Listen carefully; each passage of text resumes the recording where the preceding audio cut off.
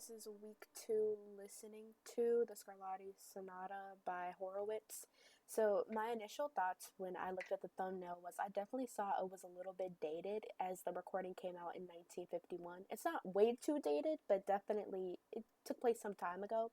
When I began to listen to it, I definitely noticed that I had a little bit more of a positive tone compared to Keith Jarrett's at the Cone concert.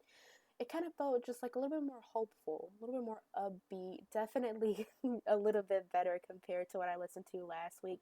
It kind of put me in a state of like just being calm, and it kind of almost felt like a little bit regal in some way, like the kind of songs, the kind of playing that you would hear in like those movies from that kind of like that are period pieces, like Pride and Prejudice almost. Kind of just feeling like a little bit dated back in the day. I definitely noticed with Horowitz's playing, it was a little bit more clear, more mellow. At times, it was almost like a little bit repetitive, like listening to the same things over and over since I listened to the 4-minute version. But it was just a little bit more interesting compared to Keith Jarrett's. I know that Keith Jarrett had a little bit more going on with his feelings being placed inside of his song. So that was definitely interesting to listen to. And I think that maybe Horowitz could have done the same. And I'm not exactly sure if this song has a story to it. It kind of just feels like Horowitz is just playing. It feels like a little bit more composed compared to what Keith Jarrett was doing. But even then, when without the knowledge that Keith Jarrett just improvised, you could almost kind of assume that, oh, maybe Keith Jarrett kind of had it together as well. But compared to that, I definitely think that this listening of Horowitz's song was just a little bit more interesting.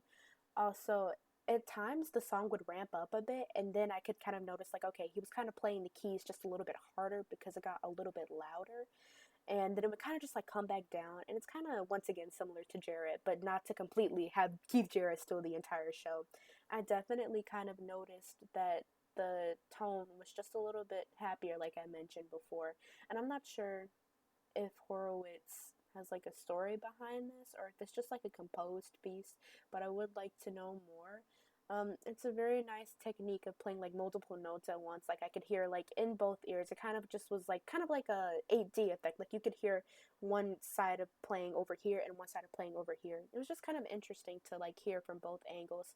So I definitely think that I'm a little bit more interested in the listening from this week compared to Keith Jarrett's.